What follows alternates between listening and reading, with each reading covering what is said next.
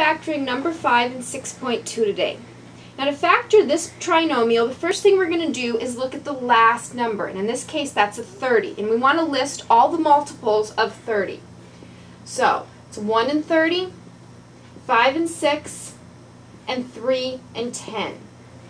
Now looking at the sign in front of the 30, we see it's a negative sign. This means we want to subtract these multiple choices to find which one is going to equal our middle term. And in this case, our middle term is a 7.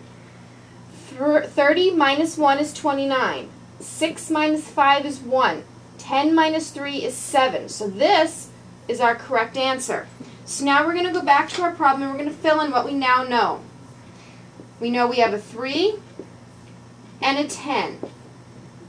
Now we're going to look at our middle term, this 7, and we see that it has a positive sign in front of it. That means the larger of our two numbers, our 10 and our 3, has to also be positive.